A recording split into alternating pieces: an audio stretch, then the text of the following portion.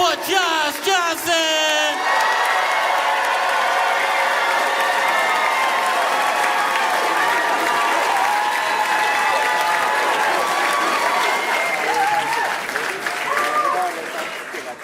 The world has a clear imbalance to it, and people get away with things all the time that they shouldn't be able to. But every once in a while, something really fair happens.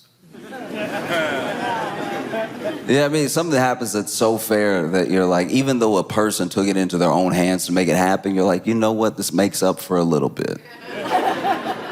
Like, I'll give you an example. Okay, so my buddy is a wedding photographer. He's been a wedding photographer for like 17 or 18 years, maybe even 20. And so he's done weddings, you know, for most of his adult life. He got in photography as a kid, and now that's like his prime means of income. And so he was doing this wedding, and everything's going good. Everybody dancing, having a good time, you know, like get that slide.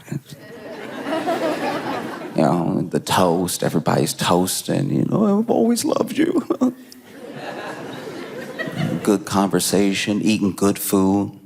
And one of the bridesmaids walked up to him at some point in the wedding and was asking him questions because she was getting into photography. And she even thought, I might photograph weddings one day. Maybe that'll be how I make money. And so he was giving her, you know, sort of like lowdown on how he does it and how he expects there to be like a wedding season. That'll be where he makes the bulk of his money, and then he'll have to save up money. The conversation lasted about like 4 minutes, right? But then she walks off, and then the groom walks up, and the groom walks up and says to him, look, you are here to take pictures. Okay? I don't want to see you talking to the guests or anything, because while you're talking, you could be snapping, so snap, snap. All right? And so then this dude, you know, goes ahead like a professional, finishes all the pictures and everything, and they get their pictures 2 weeks later, which was the agreement, and the bride looks beautiful.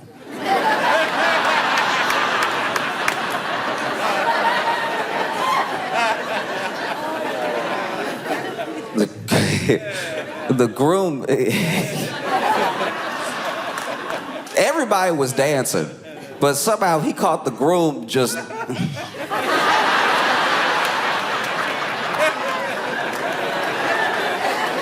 Everybody was eating. It was only with the groom that was like...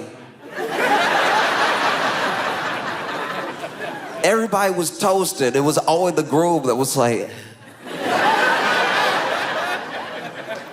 So obviously this dude called him back, furious. He was like, what's wrong with you? I thought you were a good photographer. Are you out of your mind? Why are you taking pictures like this and sending them? My wife looks beautiful. You made me look terrible. And he was like, oh, I just wanted everybody to see what you were like on the inside, you know, from the...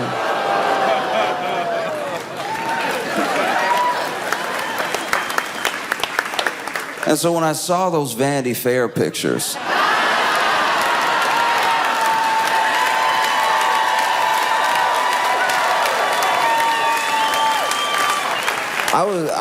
I was so genuinely taken aback. So in case you haven't seen them, wow, spectacular. Jeez.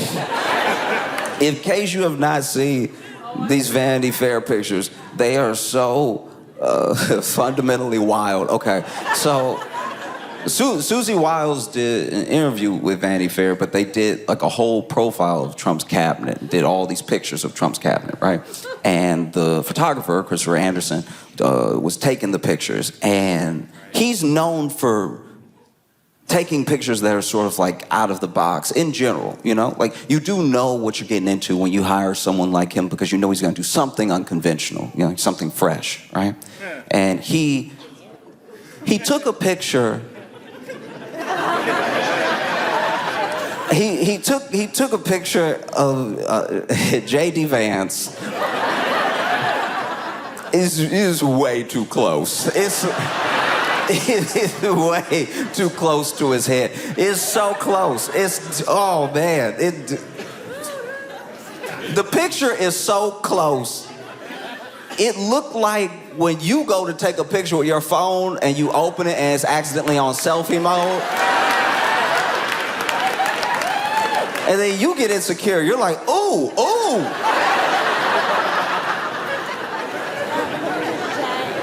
Oh, is that what people see when they see me? This is the last thing. This close is the last thing people see before I kiss them. That's insane. That's probably why we close our eyes when we kiss. Even our ancestors were like, this is too intimate. This is insane. The picture is so close to his head. It is so close to his face. I shouldn't even say head. His head not in it.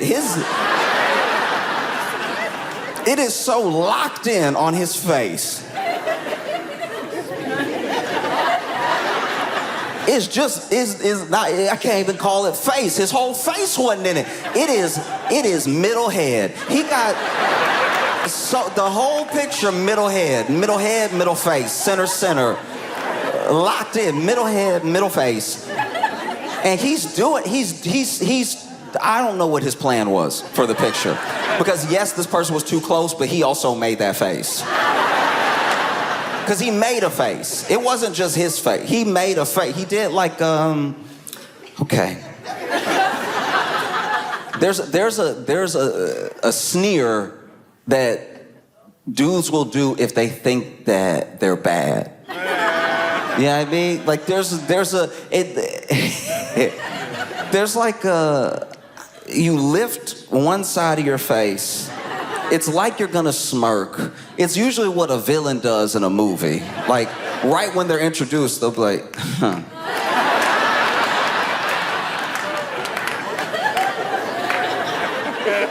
Now, he did overdo it. He did overshoot the sneer, so it's very much like, oh.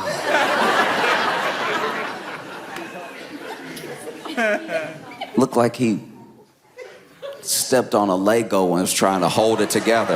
You know what I mean? You ever get hurt in front of somebody and you don't want to look hurt, so you just... Okay, I'll give you a good example. All right, one time for 4th of July, I went with some friends to their family's 4th of July. Spent the whole 4th of July with them, right? And they were firing off in the backyard. A bunch of the kids were firing off Roman candles, right? And so then they all... right? Everybody was having a good time. And then this kid fired one off.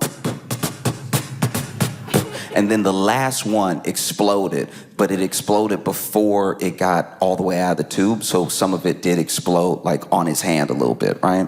And everyone saw it. And then, kid is like 12, 13, right?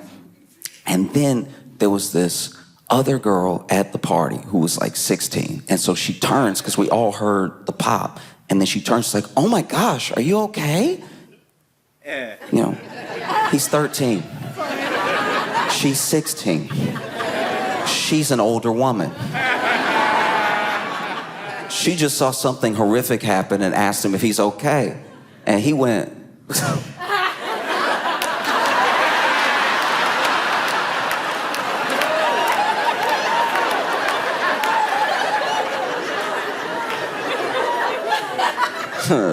yeah, I'm fine,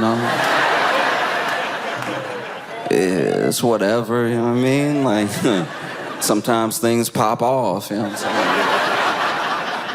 I'm saying? Real question is, are you all right? Because you looking all right, Like, if anything, you look a little parched. You want me to get you some lemonade? I was going inside anyway. Let me get you a lemonade. I'll be right back, right? And he walked off little man tried to walk off like Denzel. He tried, still had the Roman candle exploded in his head, but he walked off. Gets inside. They had like a sliding glass door to their backyard, so he gets inside, slides the door back, turns around and goes, Dad!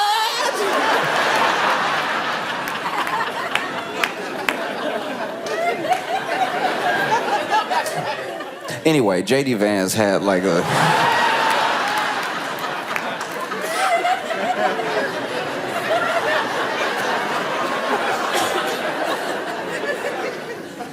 crazy. That's a crazy face to even think is cool. Because you usually make it when bad stuff is happening. One time,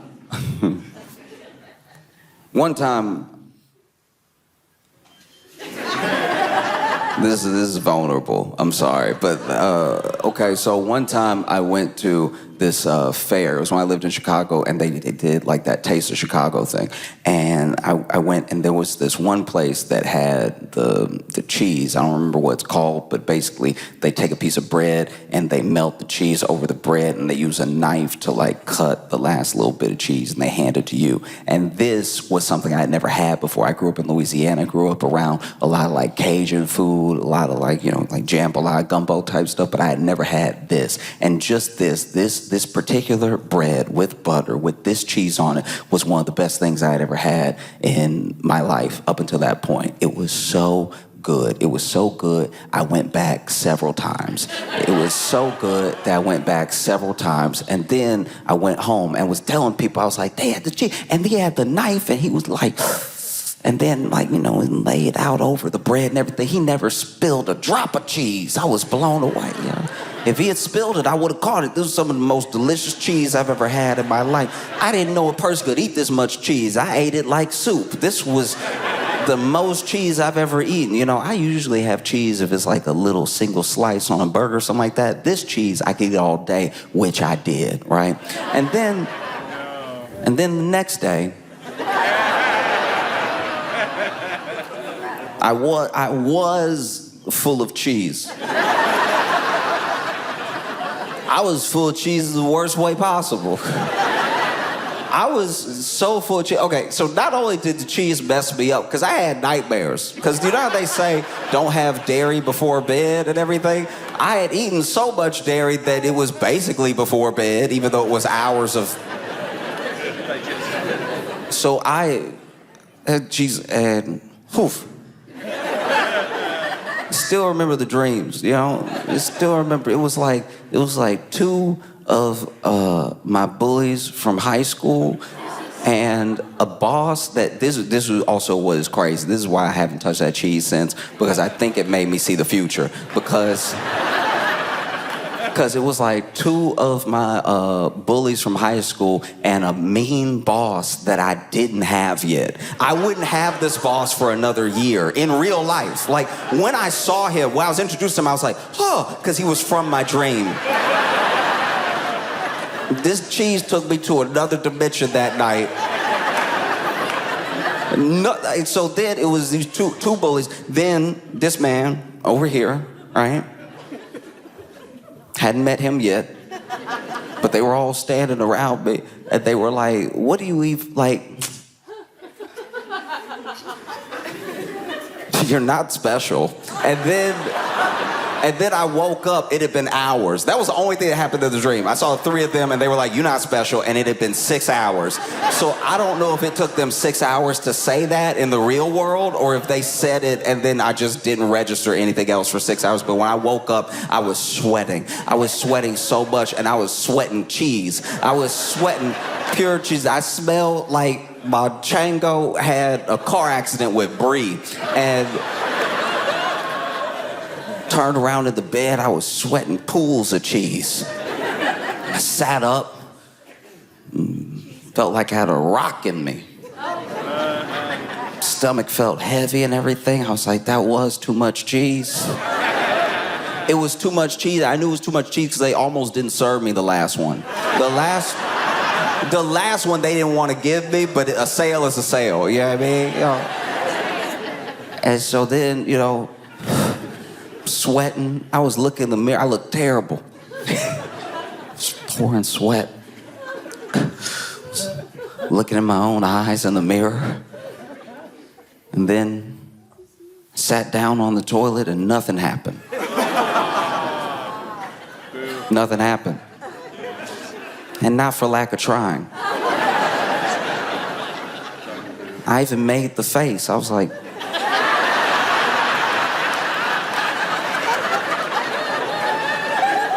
So when I saw J.D. Vance in the Vanity Fair, I was like, that's clearly too much cheese. This man looked full of cheese. The picture is so close to his head. It is crazy. It looked like him, but doesn't look like him. He's got one of the most interesting faces I've ever seen. Because he is not, but somehow almost, but definitely not, but maybe, but if you look real fast and blink twice, kind of handsome. You know what I mean? Like if somebody flashed a picture of his face, you'd be like, I think that was a chin. Like I think whoever you showed me has a chin. And then if you look at him too long, you're like, what are your cheeks doing, all right? What is their function? Are they out or are they in? I can't tell what is happening under that beard. Even his eyes, I'm like, is that eyeliner? Is it eyeliner, or does he just have like a smoky eye naturally? Is that what evil does to a person? You know what I mean? Does he look like...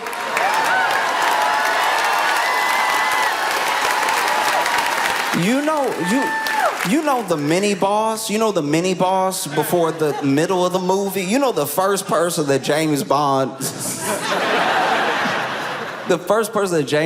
like kick off a cliff or something like that. He got that face. And the picture is too close. I know. They did him dirty on purpose, but still, they did me dirty. Like I had to look at it.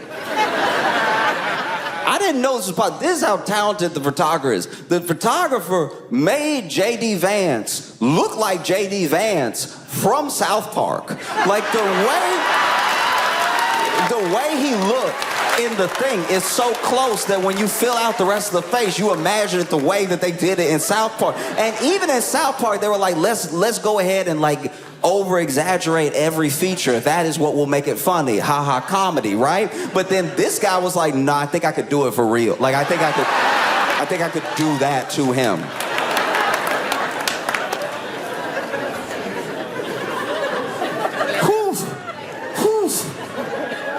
I don't know. If I had a picture of me like that, I think I'd have to start anew. New life, new face.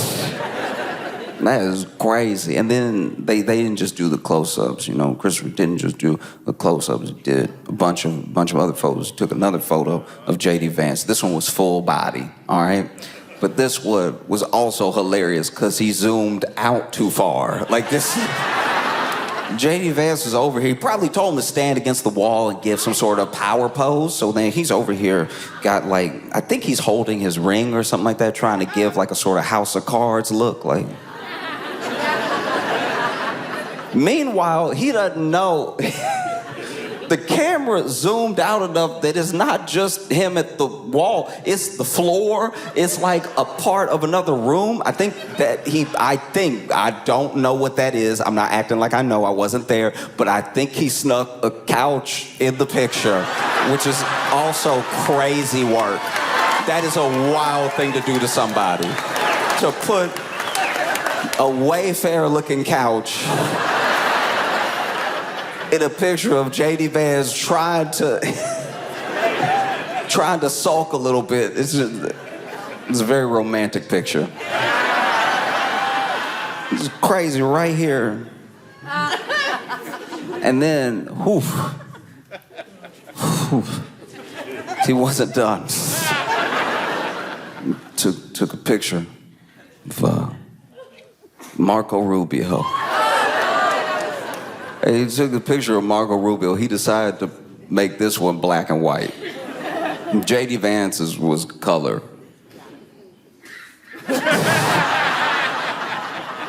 All the colors. He caught the acne, caught everything. And Marco Rubio's, though, was black and white, and he's looking off from the camera a little bit, you know?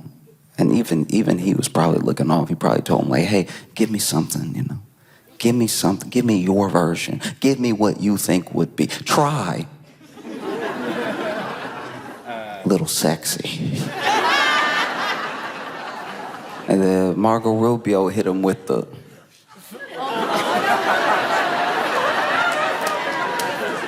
But he did it so close. He took the picture so close that Marco Rubio just looks slapped. Like...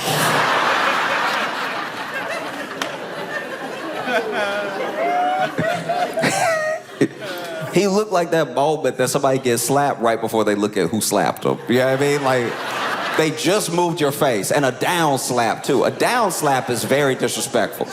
Normally, when being slapped, as someone who has been slapped, being slapped, depending on the situation, the height of the person, and their feelings about you, the slap is normally a sort of follow-through. You know what I mean? It's sort of a bow this way from right to left, you know? But if somebody really tried to disrespect you, or they got like 8 inches on you, they gotta aim down anyway, so it becomes a pow, a downward slap. Downward slap is tough to swallow. It is, especially as a man. If you get downward slapped as a man, you gotta reevaluate things. I'm sure there are some people who didn't even believe in gun ownership until they got downward slapped.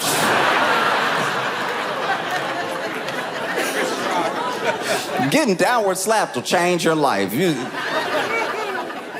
Wow, right? You don't really catch up. Up is too close to an uppercut, but up would be funny. Somebody jump up, pow.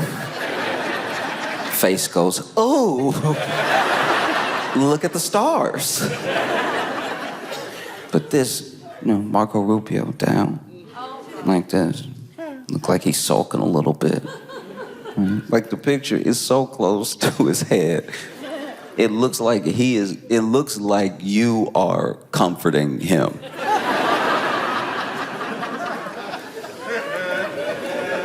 Yeah, because it looked like he's in the picture like... I was supposed to be chief of staff.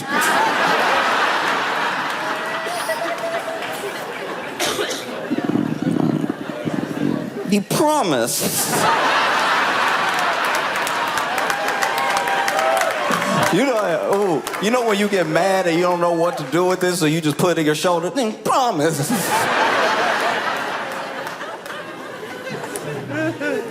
Down.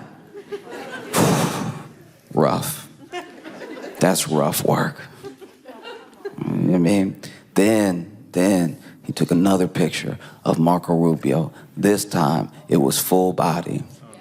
And honestly, you should have stuck with close-ups because the full body is genuinely wild because Marco Rubio, I don't know what he told Marco to do, but he took a full body picture of him very far away, once again, just like Jay Vance, very far away, makes him look small. I don't know why Trump called him Little Marco Rubio. Maybe it's because he genuinely is a short man. Maybe it's because he shrinks up when he's around real men. Like, I don't know why Trump would call him Little Marco Rubio until I saw the picture. And I was like, that is crazy to put him in the picture, have him stand there. He's bent over a little bit. There's a lamp right here, and there's a doorknob on the other side because they let an open door be in the frame, and Marco Rubio fighting that doorknob for height, fighting. Normally, I don't even think about doorknobs like that, but I was like, how close is that doorknob to his head? That doorknob look egregiously... Is that a big door? It was genuinely uncomfortable. I was over here, and he's leaned over. This dude leaned over. And it doesn't really make sense why he's leaned over. Like, it feel like maybe he told him to look longingly at the lamp or something like that. Like, I don't know. No, you already got JD with the couch, maybe Marco with the lamp. But he's standing there looking like a piece of candy fell out of his pocket. Like, no. Now it's dirty.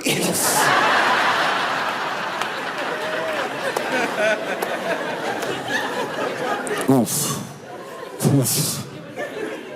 Even the picture that they took of all of them together, I'm sure that they thought, there's a thing that happens when you're taking pictures, you know what I mean?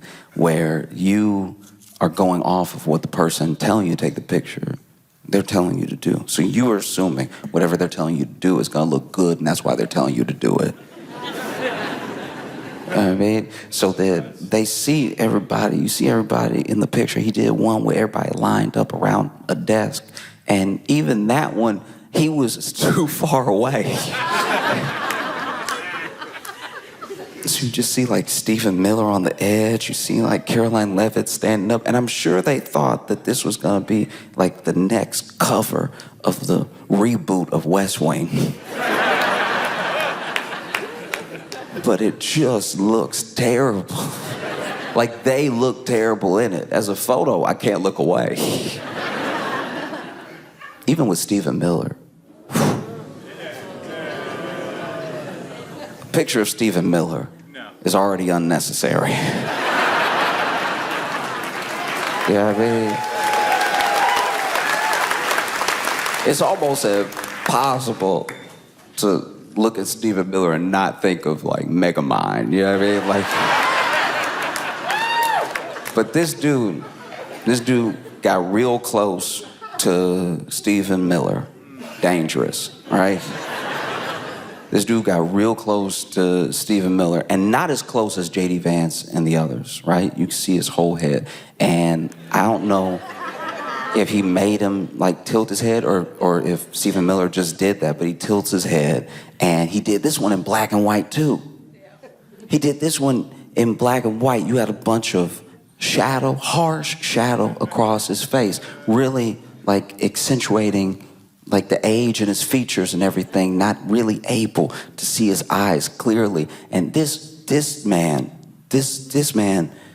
made Stephen Miller look exactly like an old picture of Joseph Goebbels.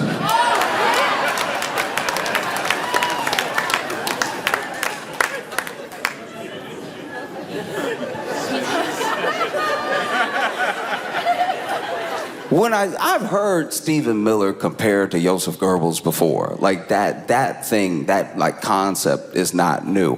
What is insane is that Christopher Anderson heard the comparison and he was like, yeah, I could do it. I could do it.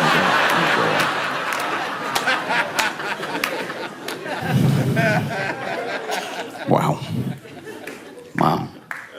Even the picture they took of Stephen Miller, like sitting on a couch, right? I think he was on a couch, may have been in a chair. He's over here, arm over, like this and everything. Probably told him, hey, sit like you're powerful.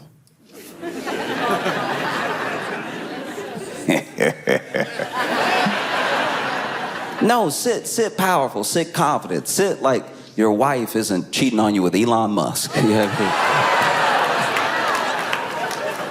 I don't know, it's what I've heard. I don't know. He tells him to sit down, he sits down.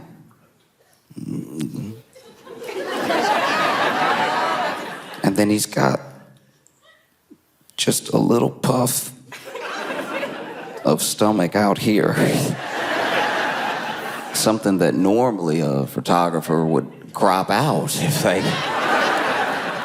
if they liked you.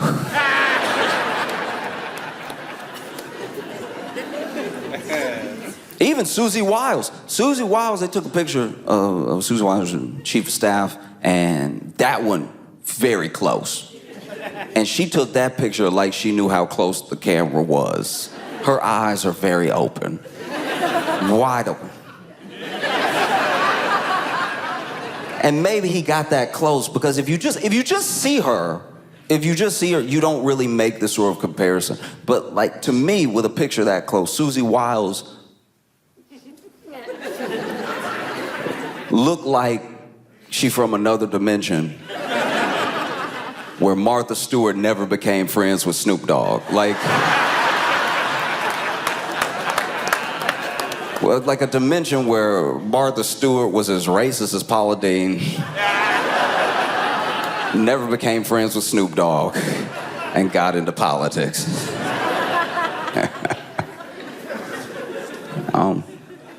Whole thing was crazy. He even photographed one guy. I'll admit, I don't really remember who that dude was, but he just sort of made him look at the ceiling. And I was like, all right, fair enough. Yeah, I guess he's also confused about what he does.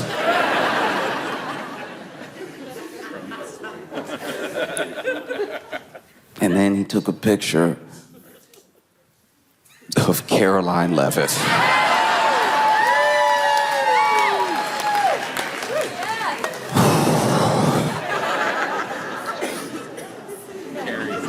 It's very close.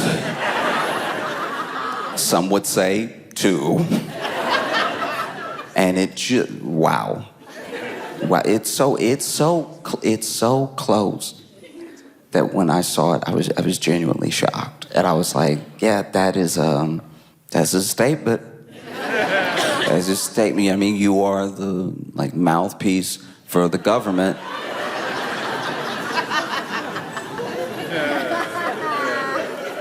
You're like the mouthpiece for Trump and the government, and the picture that has been taken does make us look at your mouth.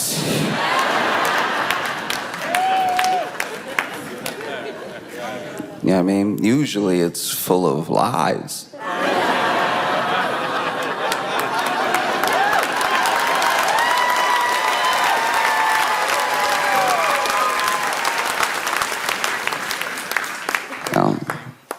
They were talking to Christopher Anderson about this photo shoot, and when asked about it, he was like, as a photographer, I take it as my responsibility to photograph what I encounter.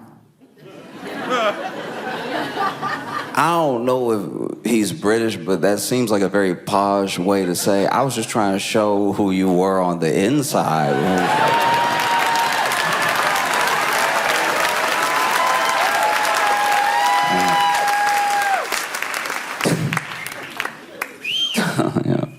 It is funny though, because that Vanity Fair article, they interviewed Susie Wiles, and as chief of staff, she has a lot of inside information, and she talked to this reporter, Christopher Whipple, for Vanity Fair 11 times. She talked to him 11 times. So it's not just like one interview that she could say is being taken out of context or they didn't use the whole thing. She came back 11 times. 11, wow. 11's a lot. At 11, y'all are like close. And yeah, she was just sort of like airing everybody out. It was crazy. And it wasn't the same way people get aired out after people get fired. Sometimes people get fired and then out of anger, they just try to air everybody out that they worked with, any flaw, anything that they saw, this person's fake, whatever, all this stuff, right? This woman told Vanity Fair everything and then clocked back in. That is a pimp move if I ever saw one. That's probably one of the most powerful moves I've seen in Trump's administration. I'm gonna tell everybody, and I dare you to fire me. I dare you to fire me. I'm the only one people like, apparently. That is crazy. She said that Trump had the personality of an alcoholic. It's like, okay. Like, that's not anything that we didn't know. She didn't say he drank. She said he had the personality of an alcoholic. And if you've ever heard Trump tell a story,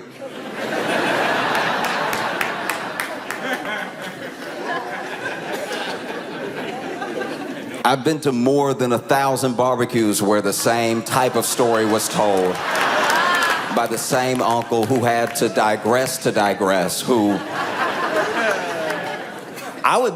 if you told me Trump had been drunk this entire time, I would believe it. I'd be like, that all checks out now. This is This actually makes so much more sense if you were drunk. Like, even a rally, you'll hear him speak at a rally, and you're like, if he was drunk, it would make sense that he speaks in commas. He can never just go through one sentence. There's always a detour, you know? Many are asking me, more people than have ever asked anyone ever. You know, one time I was at a party and there were a lot of people there too. I'm being asked by almost as many people as there were at that party, but also, do you know Kristen Stewart and Robert Pattinson dated? That's kind of wild. Anyway, I was being asked by someone. I have the best polling numbers in the history of numbers. And when you check the numbers, they're gonna seem fake because the radical left is, Nancy Pelosi also makes a lot of money from, she also makes a lot of money from the stock market, and I don't even know if that should be allowed. She's crooked. Her and her husband. You know who else has a husband? My wife. My wife has a husband. It's me. I'm my wife's husband. And I'm the president of the United States. I came here to tell you wanted to talk about something.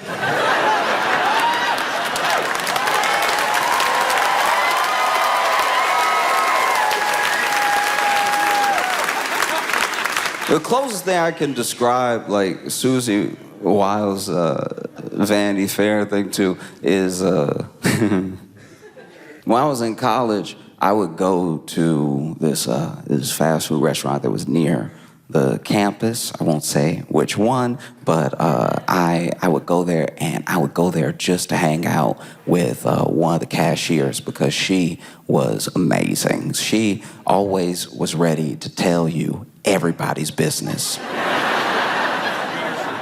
while you ordered.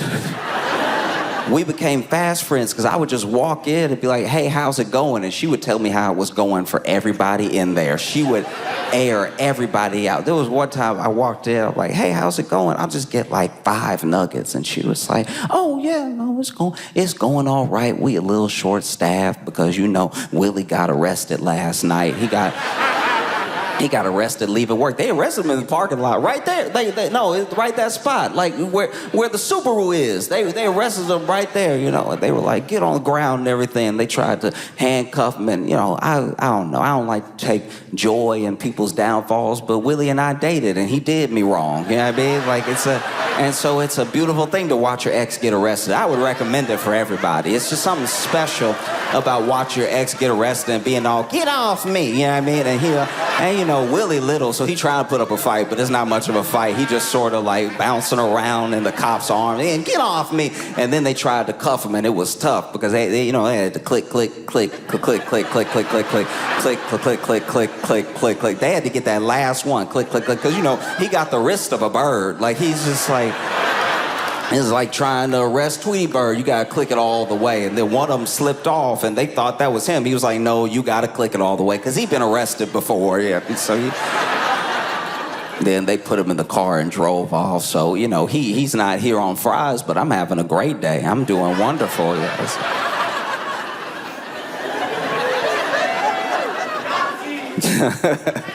There was one time I went in there, I was like, hey, how's your day going? And she was like, you know, Trisha getting on my nerves. Now, admittedly, I only knew her, so I didn't know what Trisha was supposed to mean. She's like, Trisha getting on my nerves, you know what I mean? Like, she over here acting like she can't handle the drive-thru because she pregnant. I'm not even kidding, because she pregnant. We all pregnant, Trisha.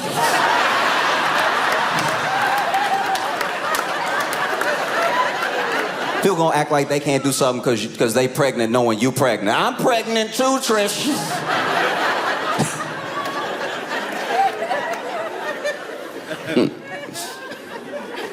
I mean, you know, it's just handing people stuff. All you gotta do, take a credit card and go ahead and hand it back. That's all we asking you to do, you know? But she over here, ooh, my back, ooh, my stomach. It's in your stomach, stupid. Your stomach gonna hurt, okay? You know what I mean?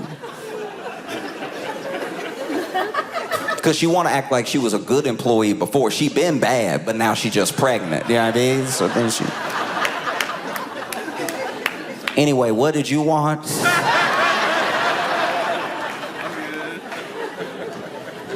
I was like, I just wanna know more.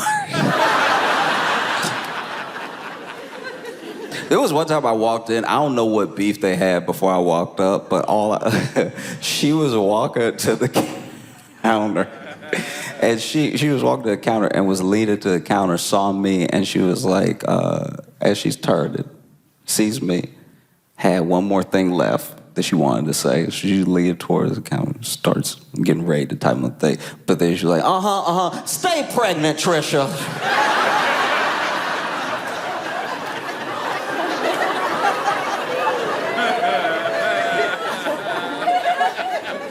I've never heard stay pregnant in my life. But I don't know if I'll ever forget it. It just would air everybody out. So when I was reading this Vanity Fair article and I was reading what Susie was saying, I was like, all right, I've been here before. Basically coming off like she thinks that J.D. Vance doesn't believe in much, how against Trump he was, and then all the way to becoming his vice president and everything. She even said some of the things that we knew but hadn't been said. You know, like they brought up Letitia James. They talked about Venezuela, and she said what we've all sort of been knowing. You know, Letitia James. Oh, that's just sort of a retribution campaign. You know, really got nothing to do with any illegal activity. Oh, Venezuela. You know, that's really just for regime change and for oil. And like I guess she's in a place where she can be honest about stuff sometimes. She's not the one that has to go speak in front of the nation. That's Caroline Levitt. It's Caroline Levitt that has to go out there now in light of us knowing everything we know from the Vanity Fair article and then ask like, hey, so we're blowing up boats and we're claiming it's because of narco-terrorism when really it seems like we're just trying to bomb Maduro into submission so we can get some sort of regime change and also get their oil. Is this really just for oil? Is it really just attack on another country's sovereignty? And Caroline Levitt got to stand there and be like,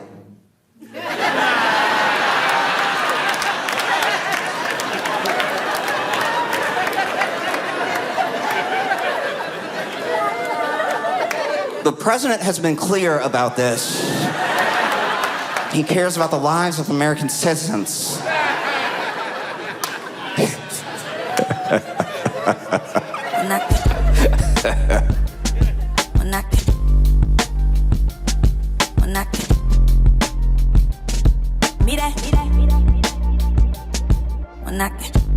Hey friends, I was actually off the road last weekend, so we're still dropping an unreleased set, but stay tuned afterwards because I'm going to be answering some of your questions from the internet. And if you have other questions that I don't get to, you can drop them in the comments. And if you have any questions at all, just keep being cool to each other. See you in a bit. I've also been obsessing over that lady on TikTok who was digging in her yard and found that rug. Like, in case you didn't see this, there's a woman that was on TikTok, right? And this will be important later, but she's white, all right? And basically, she was making TikToks for like her fans and her friends and stuff. And in one of her TikToks, she comes onto the TikTok and she's like, y'all, I think my house is haunted.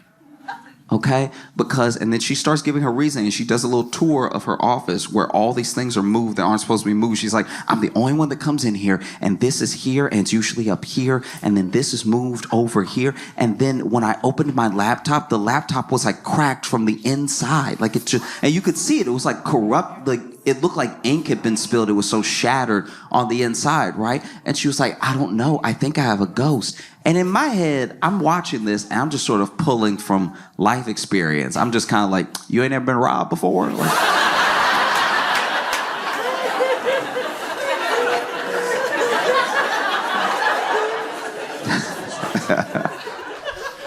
And so then, another TikTok she makes after that is she's digging in her yard. I think they're moving a fence or something. And then they hit something. And then they look at what they hit. And it's like this rug that's been buried underground, right? And it's a thick rug too. And then she's like, making a TikTok being like, isn't this weird? And I was like, that's a body.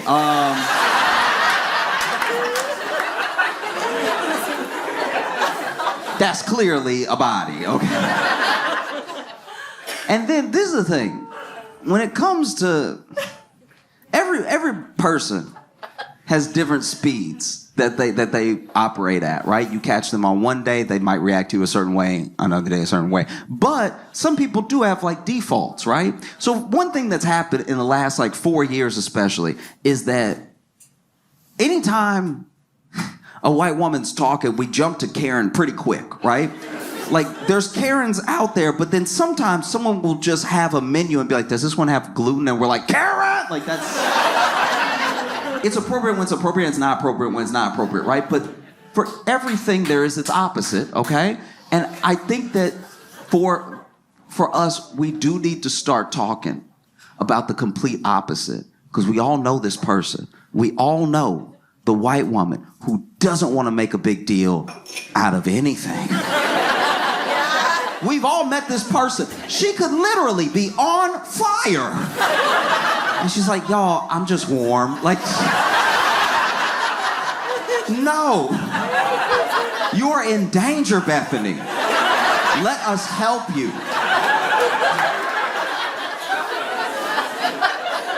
You know what I mean? Like, she could call you. She could call you in the middle of a robbery. She's at the bodega. It's getting robbed right now. And she calling you being like, oh, no, I don't want to bother her. Just if you get around to dialing those, like, 3 numbers, it would be really helpful. And this is who we have on our hands in this situation, because I'm not the only one, right? I see the thing and I'm like, that's a body. And then everyone else in the comments is like, girl, that's a body. And this is the thing about internet comments in general, right? At best, almost all the time, random comments on the internet are at least not helpful. They're at least not doing anything for you when you read them, or when you posted them, they're not actually good feedback. Yeah, I mean, like, it happens a lot, especially because the internet's just out for everybody, Especially on a place like TikTok. People stumble onto your stuff and then they just comment on it, whatever they think. It might have nothing to do with what you're talking about, Like, as an example, years ago, I bought some nunchucks.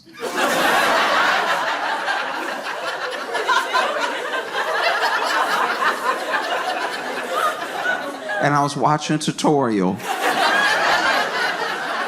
how to nunchuck.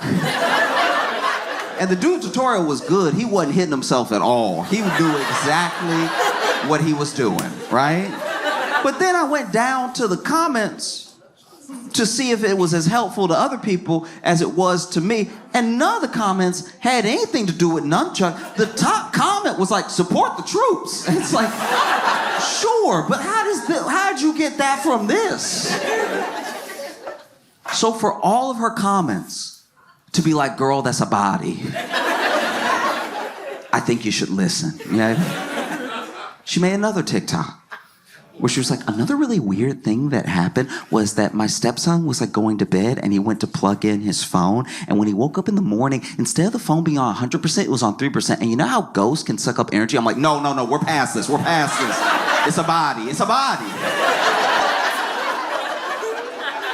And once again, she was doing that white woman thing, trying to not make a big deal because, guys, I don't think it's a body. She says, I don't think that it's a body. I'm like, you think it's a ghost.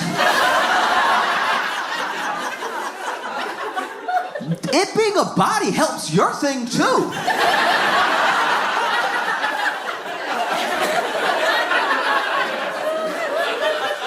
Every ghost used to have a body. Why are you acting like we're the dumb ones?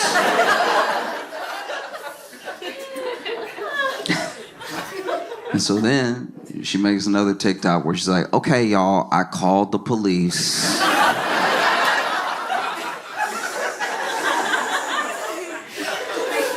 And it's funny because she describes like calling the police and stuff. And when she called the police and told them the situation, I was digging in my yard. And I was trying to move this fence. I hit the rug, whatever. And the rug's very thick. We can't just, because that's the other thing. She can't just pull it up.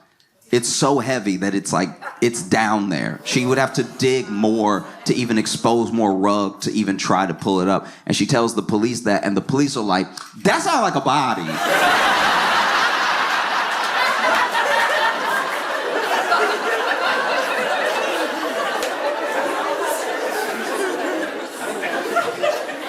And so the police come out, right? And I am not a cop. I don't know how police work actually works. I don't know what procedure is or anything. All I know is what I saw in the video, because she was also making a TikTok out of the police coming and checking out the hole. And the police, when they got there, I don't know what exactly they were doing, but they were doing that thing where, you know, like when they have their hands in their vest?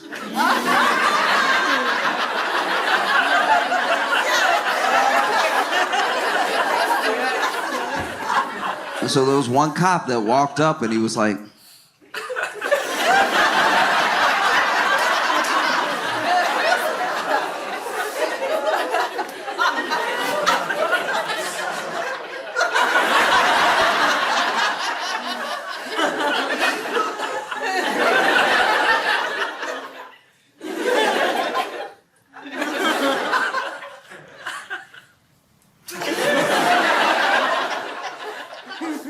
that might be a body. So police look it over, because cops came twice, right? Police look it over. Then, part is fuzzy. I don't know what actually happened linking these two things. I don't know if the police said this to her before they left, or if they called later and told her this, but basically they were like, look, it's a hole. I get that you're invested and that it's the rug, but we don't have the resources to just like do some big dig in your backyard for a case that's like not an open case or anything. There's not like some missing person or something. So we just, if you want to dig,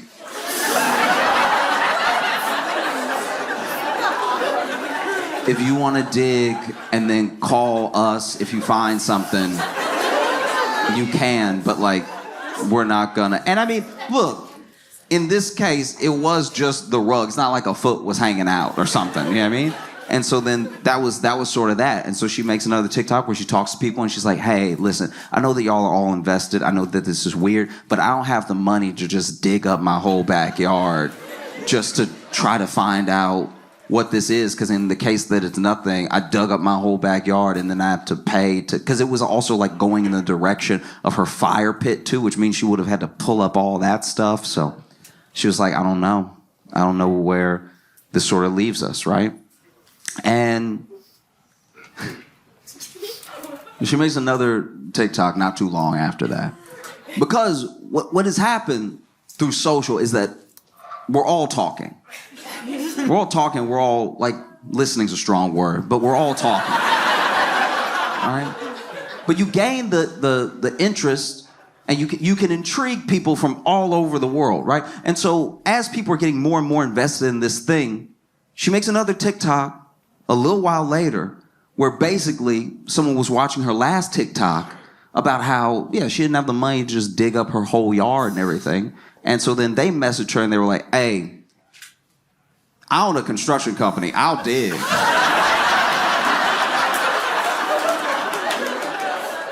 I will not be left on a cliffhanger, all right? Digging is what I do. And so then, you know, the next TikTok is her basically being like, hey, this person with this construction company said that they would come over and dig and help me figure it out and everything. So go ahead and tune back in. 4:30 Eastern Standard Time.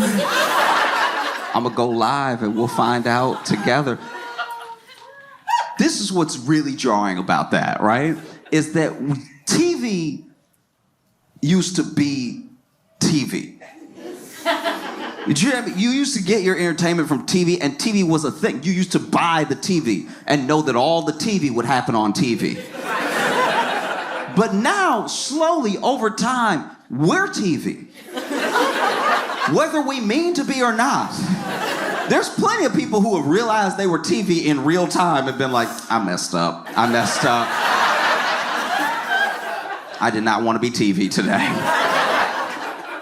You know, TV used to, we're spoiled. You know, we're used to 24-hour news. We're used to 24-hour programming, even pay programming. When a channel runs out of TV ideas, they're like, well, we'll let this person try to sell you something for 3 hours. You know what I mean? TV used to just have a few channels, too. TV used to have like 5 channels. And they didn't even have a lot of ideas. The TV would be like, guys, we're done.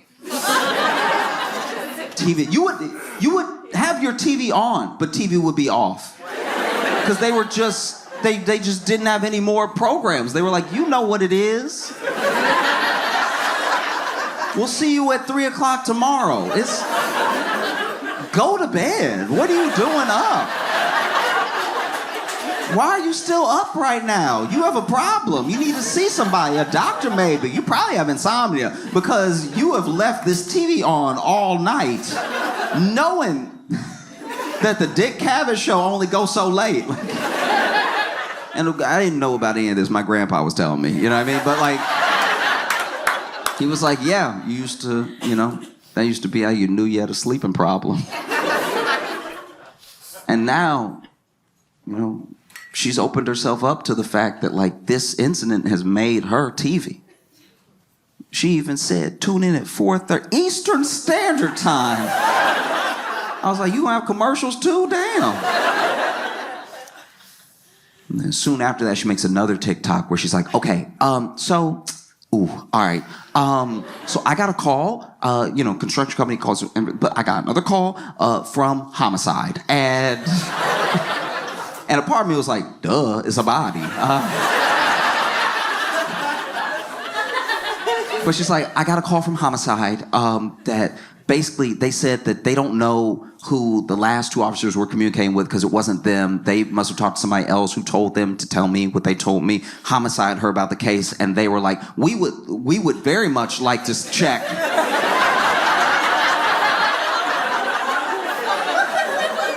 That's like our whole job, to check if that's a body. And so we're gonna come tomorrow and they basically tell her, they're like, hey, if we find something, this will turn your house upside down. Are you prepared for that? And she was like, yeah, I want to get to the bottom of this thing. It's been like on my mind and, you know, we're not just curious. It's like, this could potentially be terrifying, you know? And so they're like, okay. And if we don't find anything, then you're free to let the construction company dig and just see, like, get to the bottom of what maybe is dinosaur bones, who knows, right? So next day comes, and she says in the TikTok, she's like, look, so still tune in at 4:30 Eastern Standard Time, but I don't know what you're gonna be watching. So sure enough, homicide comes, they bring the detectives, they also bring the cadaver dogs, right? And both cadaver dogs signal at the spot in the rug, right? And they even did it in different ways, because I don't really know, I don't know much about cadaver dogs. All I know is that the first dog, he seemed a bit junior. Do you know what I mean? That first dog was just a little too happy-go-lucky. You know what I mean? Like he really showed up and was like, oh, what a beautiful day. It's wonderful just be in a yard and be able to run around, stretch your legs, and hang out with your friends and stuff. Oh!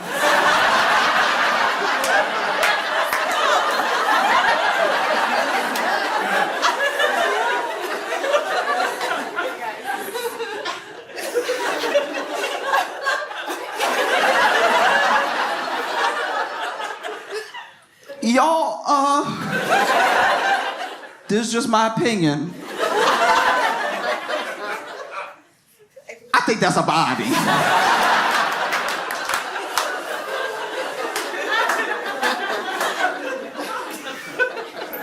Second dog comes out, must have been more senior dog. They must bring 2 just to make triple sure, you know what I mean? Because second dog comes out much calmer, at least to me. I had more of a dignified gait to his walk. Walking around.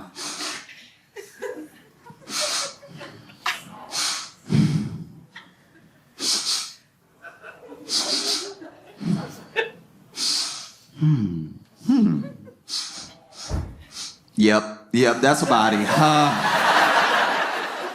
Ooh, y'all, come get me. That's a body. That's...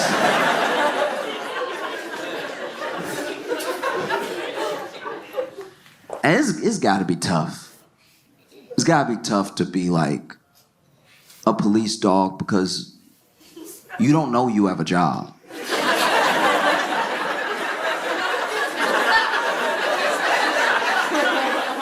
Think about a police dog, just a dog.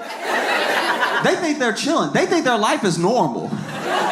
They only have like wild reactions once in a while, you know? Like I wonder what it would be like to take a police dog to like just the dog park. Have him converse with other dogs and stuff. Running around. That house dog is like, hey, how you doing? Looking good, you know. I love a pup in uniform. Oh, this? Oh, yeah. I wear it all the time. That was, you know, you come to this park often. Oh, yeah, every day. Every day, me and my pal come here, and then, you know, he lets me run around, and then we walk home, and then he feeds me treats, and I take a nap, and the police dog's like, nap? What's that? Oh, you know when you just get tired and you fall asleep whenever you want. And it's like, okay, must be nice. You know, and you said your owner gives you treats. What kind of treats? House dog's like, oh, all the treats. It's incredible. I get like the beef treats and the chicken treats. I go crazy for the tuna treats. I try to play it cool, but I can't. They're too good. You know, sometimes I'll play hard to get, but then I'm a sucker for the tuna treats. Do you get treats? And police dog's like, yeah, I get treats all the time. What kind of treats do you get? Police dog's like, mostly cocaine.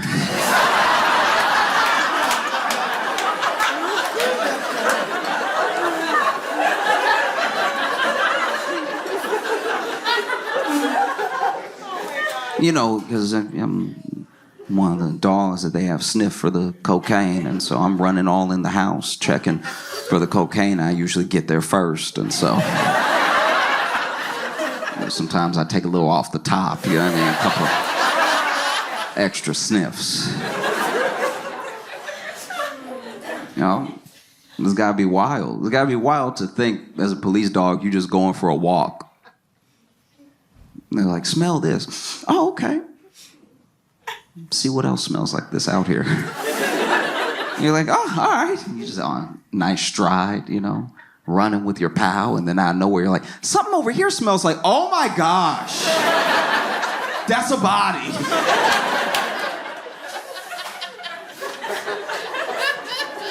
So both the cadaver dogs signal, right? And when they signal, you know, she's like, oh my gosh, like, you know, she's really taking it back. And I think that's also the first time that this becomes like real, because I think, you know, I can't say what was going on in her head, but I can imagine that like at the time you're just kind of going through the motions and having your own little true crime thing. But then when there's really something there and it becomes real, like, oh, this is terrible. This is terrifying. And then the police even come over and they're like, hey, you might want to stop recording. And so she makes another TikTok hours later where she's like, hey, I'm sorry I left y'all on a cliffhanger. You know, police were like, hey, maybe you want to stop recording. So I stopped recording and everything. But yeah, there's just people all over my house and stuff. And it was just like, I think it was all hitting her at once. And it must have been overwhelming, you know? And she's even saying to the camera, she's like, and the police, you know, they appreciate the fact that I'm the one that called them and stuff like that. So it's not like they're looking at me or anything. I was like, nope. Call a lawyer. Call a lawyer. Call a lawyer. Call a lawyer. Call a lawyer. Call a lawyer now. Put the phone down and call a lawyer. Don't talk to me. Call a lawyer. I'm not a lawyer. Stop talking to me. Call a lawyer.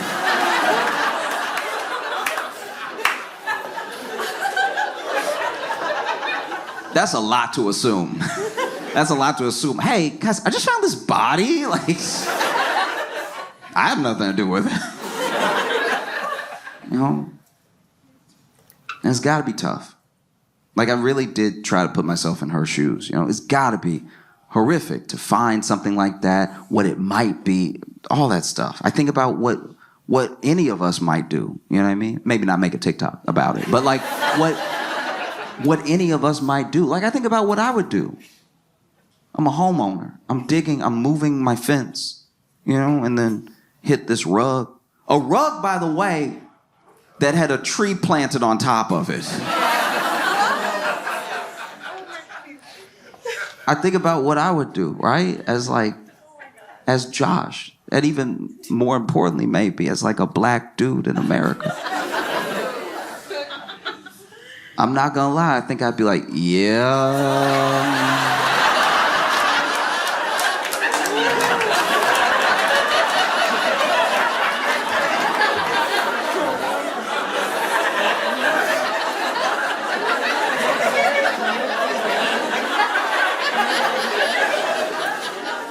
I didn't kill him. You know? So then they like properly excavate and they do a whole dig and it turns out it's not a body.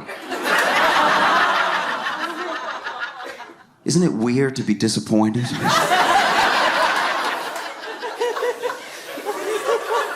Isn't it kind of weird to be disappointed that somebody's not dead? It's not a body at all. It was a rug that had a tree planted over it that was buried, which, I'm not gonna lie, is way weirder. That's so much more jarring now. There's so many more questions I have now. We understand, it's not right, but we understand how people get got. Like, we kind of, like, there's a part of you, maybe you're in the mob or something like that, but this thing is way weirder. What? That means that your house was previously owned by a freak. That just means that there was someone that owned your house that was burying rugs and planting trees on top. What else were they doing? Licking banisters? What goes through the mind of somebody who buried? What kind of witchcraft is that? I want answers. She gonna be retiling her roof years from now and there's gonna be a piece of bologna under every tile. What kind of cartoon house is this? How do you balance weekly stand-up and a daily show? You know, I work at Daily Show Monday through Thursday, and then we go on the road Friday, Saturday, and sometimes Sunday.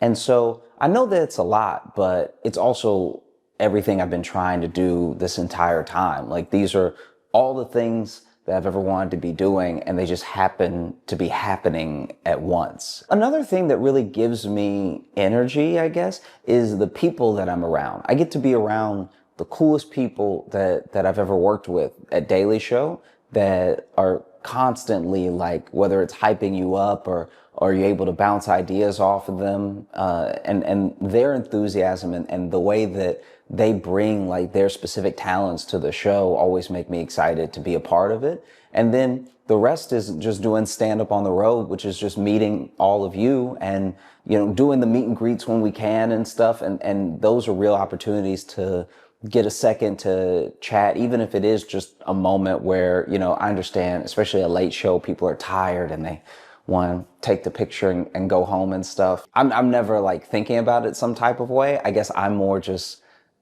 so excited to meet the people who enjoy what I'm doing, you know, because sometimes you are creating these things online and it's very easy to see a number of likes or a little ticker go up. And while those things carry their own sort of excitement of like, oh, that's cool that people are watching, it's not until you meet the people that are watching that you get a real sense of what's going on. And so I don't know, if I'm being honest, if I've thought about balance yet or anything. You know, I sneak in my naps when I can, and one day I will find time to sleep.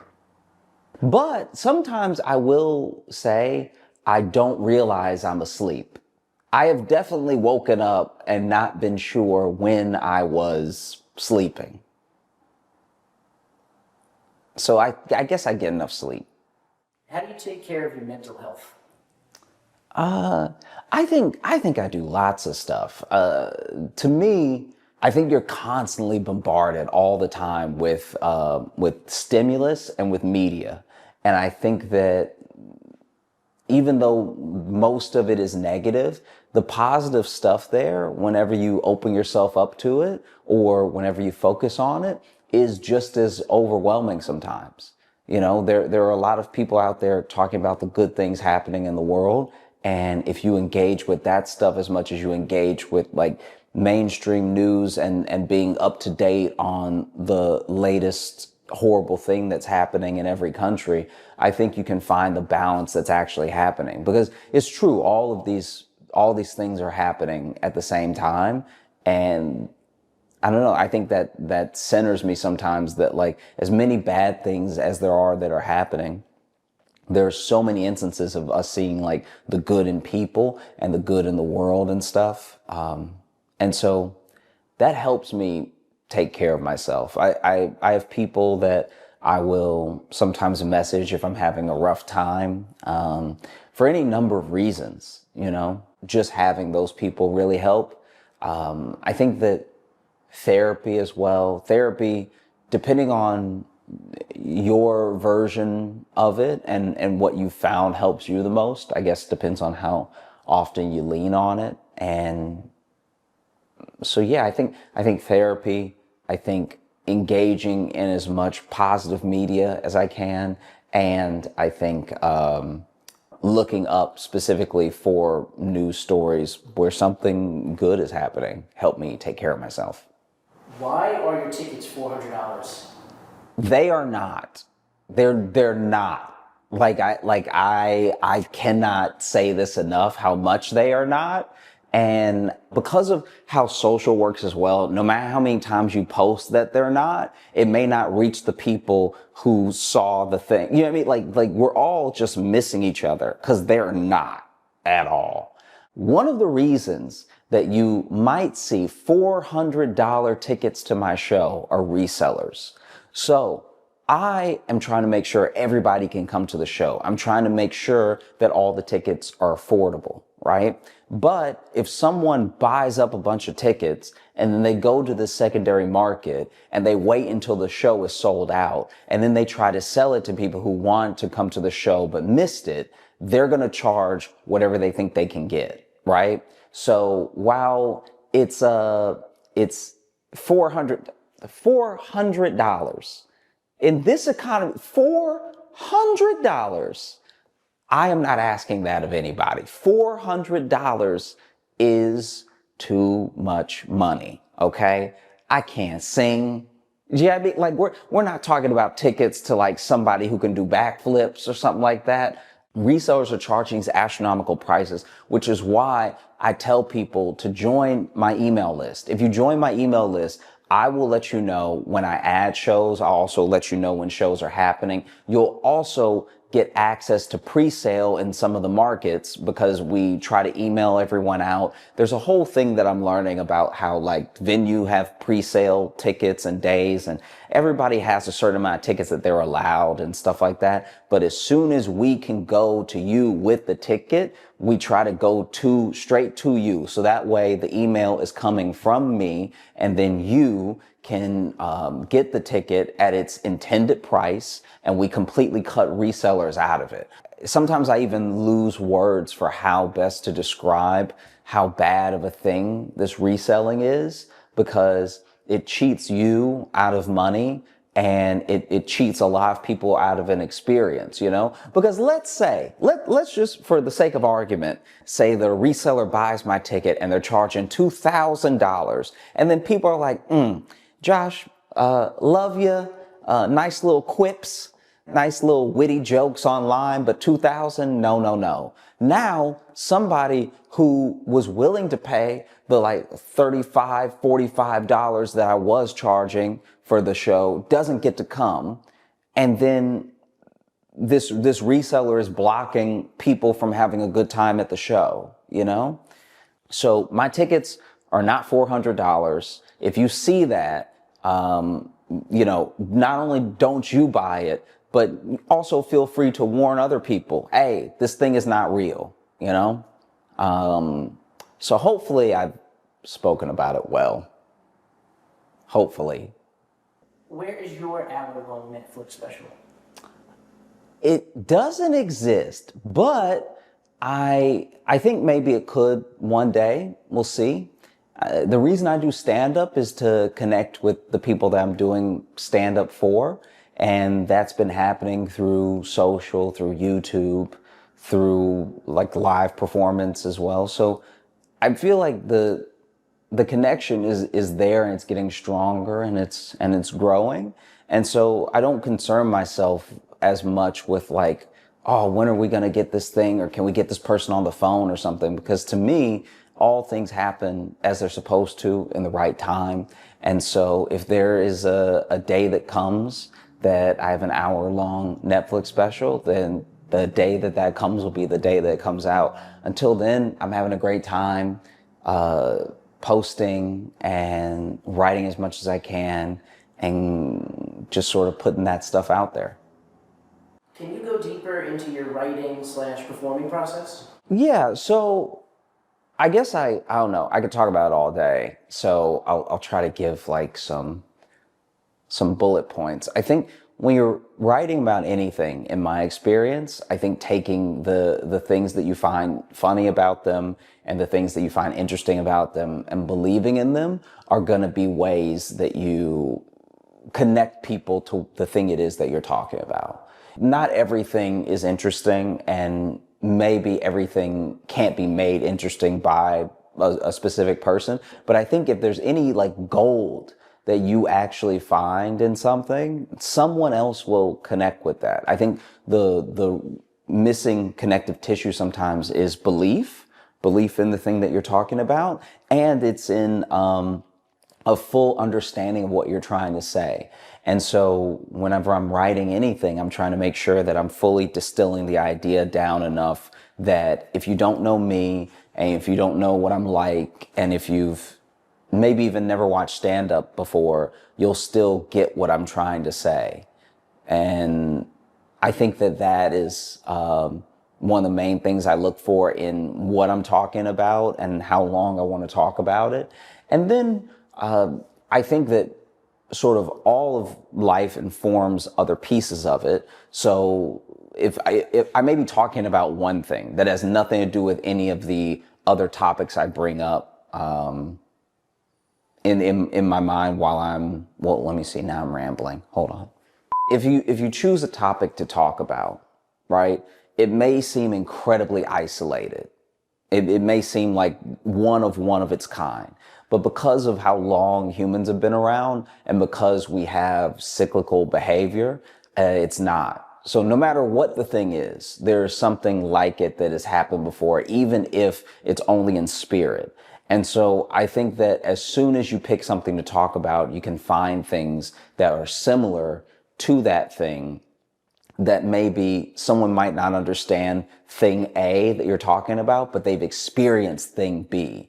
And if thing B is a universal enough experience and you link it back to A, then I think that you can in turn at least give people the option of seeing what you're trying to say. And that's just one way to do it. I think that the other way is like take the thing that is your topic that's most important to you and breaking it down on every level. At some point with those layers, people will start to see what you mean.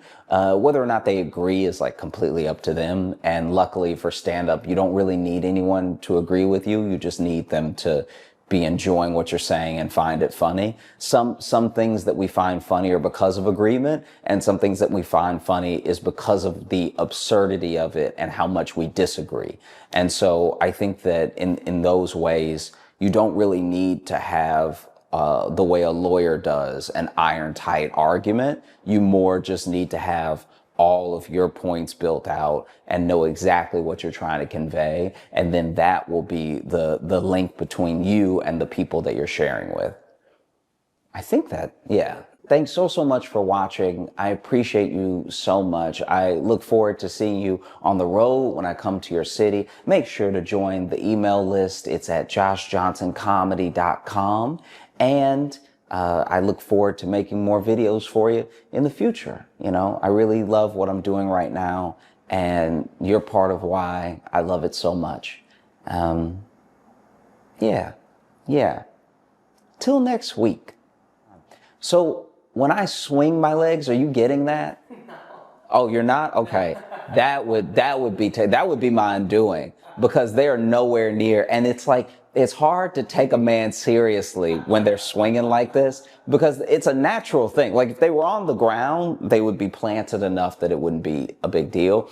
But because they're so free, because my knees are really off the edge, there is a dangle that's not only a bit dainty, it's a bit whimsical too. It's not the right vibe to try to be. The shoes are also Velcro too, so that. Yeah, okay.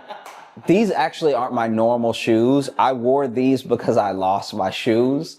And so I'm still looking for my real shoes. But then until then, I have these on, and everyone has been looking at me like I need help. I have not encountered anybody in a store or on the street that has seen my shoes and not been, let's just say, extra nice to me. Dangling in Velcro shoes, it's not the look for a grown man. You know what I mean? Like, this is when I tell you, I'm positive that this is like a walking ick. Yeah, like this is bad. So I was also not happy about it, because I literally asked my girlfriend, "Hey, do you know where my shoes are?" Which is one of the most insane questions you can hit a person with, because your shoes should have been left by you somewhere nearby. But I did not know where my shoes were, and I haven't worn these in maybe a year. I don't even know where they came from. I really don't. Like, maybe I bought them, but I feel like they were a gift, and not just a gift, but like a re-gift. Like, I think they were given to someone my size, and then that person was like, nah, I can't keep these in the house. It's better than not having shoes. I'm grateful to have more than one pair of shoes, but I'm also praying I find my real shoes soon, because, ugh. The main shoes, they're what, on? On clouds, yeah. When are you going to get an endorsement? I mean, you have those on every show, every stage, all over the country. That's up to OnCloud.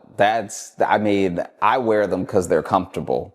But an endorsement would be nice. That would definitely buy some more OnClouds. Yeah, they might as well endorse me. I would just give the money back to them almost immediately in OnClouds.